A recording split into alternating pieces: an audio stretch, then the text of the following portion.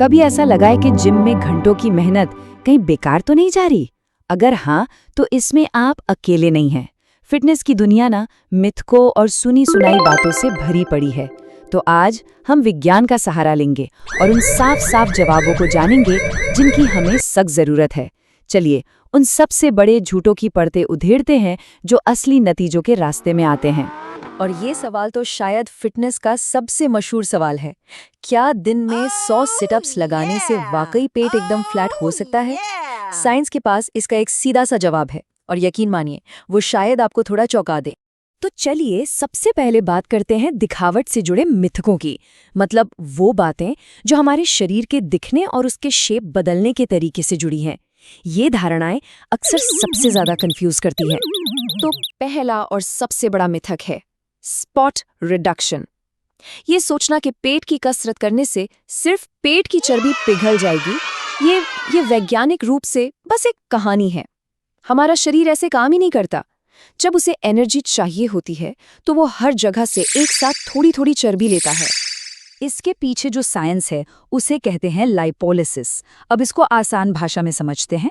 जब हम वर्कआउट करते हैं तो हमारा दिमाग हार्मोन्स के जरिए पूरे शरीर को एक मैसेज भेजता है, मुझे एनर्जी चाहिए। अब हाथ की फैट सेल्स, पैर की, पेट की, सब उस मैसेज को एक ही टाइम पर सुनती हैं। ऐसा नहीं है कि पेट के लिए कोई स्पेशल सीधी लाइन है। अच्छा, इसका कोई पक्का सबूत चाहिए? तो जरा प्रोफेशनल टेनिस प्लेयर्स पर हुई स्टडी को देखिए। वो लोग हजारों घंटे अपने एक हाथ से रैकेट चलाते हैं, तो जाहिर है उस हाथ में मसल्स तो काफी ज्यादा थी, लेकिन चर्बी, फैट दोनों हाथों में बिल्कुल बराबर था। ये बात साफ साफ साबित करती है कि हम ये तय नहीं कर सकते कि फैट कहाँ से कम होगा। अब आते हैं उस मिथक पर जो बहुत से लोगों को, खासकर महिलाओं को, वेट ट्रेनिंग से दूर रखता है। ये डर कि भारी वजन उठाने से शरीर बल्की या बहुत भारी भरकम हो जाएगा। असलियत ये है कि एक प्रोफेशनल बॉडी बिल्डर जैसा बल्की शरीर बनाने के लिए जिस लेवल का टेस्टोस्टेरॉन और जितनी ज्यादा कैलोरीज चाहिए होती हैं, वो ज्यादातर लोगों के पास नेचुरली नहीं होती। सच तो यह है कि लगभग सभी के लिए वजन उठाने से एक मजबूत और टोन्ड शरीर बनता है, विशाल नहीं। ठीक है, तो अब चलते हैं हमारे दूसरे हिस्से पर।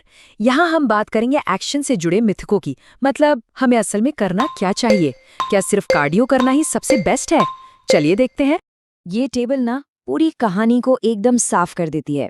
देखिए, कार्डियो वर्कआउट करते वक्त कैलोरी बर्न करने के लिए बहुत अच्छा है, इसमें कोई शक नहीं। लेकिन रेजिस्टेंस ट्रेनिंग यानी वजन उठाना कुछ अलग ही करता है। ये आपके शरीर को एक ज्यादा काबिल कैलोरी जलाने वाली मशीन में बदल देता है, तब भी जब आप आराम कर रहे होते हैं। लंबे समय में यही असली गेम चेंजर है। और इस सुपर पावर का एक नाम है ईपॉक, या जिसे हम आफ्टर बर्न इफेक्ट भी कहते हैं। मतलब सोच कर देखिए, एक अच्छे वेट ट्रेनिंग सेशन के बाद आपका मेटाबॉलिज्म अगले 48 घंटों तक तेज रहता है। ये कुछ वैसा ही है जैसे गाड़ी पार्क करने के बाद भी इंजन चालू रह जाए और फ्यूल जलाता रहे। और अब आता है मशहूर फैट बर्निंग जोन। सुनने में तो बड़ा अच्छा लगता है ना? लेकिन ये थोड़ा भ्रामक है। हाँ, ये सच है कि धीमी गति से एक्सरसाइज करने पर आप एनर्जी के लिए फैट का एक बड़ा परसेंटेज यूज करते हैं, लेकिन एक हाई इंटेंसिटी वर्कआउट में आप कहीं ज्यादा टोटल कैलोरी बर्न करते हैं। और दिन के आखिर में वजन कम करने के लिए यही टोटल कैलोरी का हिसाब ही सबसे ज्यादा मायने रखता है। चलिए अब खाने पीने की टाइमिंग से जुड़े मिथकों पर आते हैं। वो जो एक सवाल हमेशा दिमाग में रहता है, क्या वर्कआउट की ठीक बाद प्रोटीन शेक घटकना वाकई जरूरी है? सालों तक हमें यही बताया गया कि वर्कआउट के बाद सिर्फ 30 मिनट की एक छोटी सी खिड़की खुली होती है। इसे एनाबॉलिक विंडो कहते हैं, और अगर इस दौरान प्रोटीन नहीं लिया तो सारी मेहनत बेकार। लेकिन नई साइंस एक बहुत अच्छी खबर लाई है। उस छोटे से स्लाइडिंग डोर को भूल जाइए। असलियत में ये एक बड़े से गैराज डोर की तरह है जो घंटों तक खुला रहता है। तो थोड़ा आराम से, आखिरी रैप खत्म करते ही शेकर के लिए भागने की जरूरत नहीं है। अगर दिन भर सही से खाया पिया है तो शरीर के पास वो सब कुछ है जो उसे रिकवरी के लिए चाहिए। तो फिर असली चाबी क्या है? वो स्टॉपवॉच नहीं है, वो है आपका दिन भर का टोटल प्रोटीन इंटेक और उसे समझदारी से मील्स में बांटना। मतलब पूरी बड़ी पिक्चर पर फोकस करना है, ना कि उस 30 मिनट की छोटी सी खिड़की पर।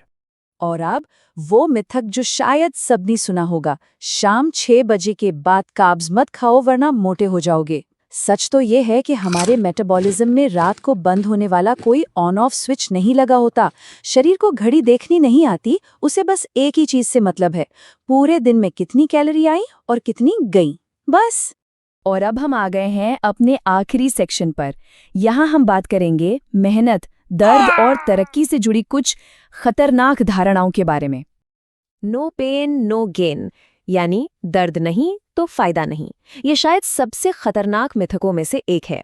देखिए, एक अच्छे वर्कआउट के अगले दिन मांसपेशियों में जो हल्की सी मीठी पीड़ा होती है, जिसे डॉम्स कहते हैं, वो एक अलग बात है। वो एक संकेत है कि मसल्स ने कुछ नया किया है।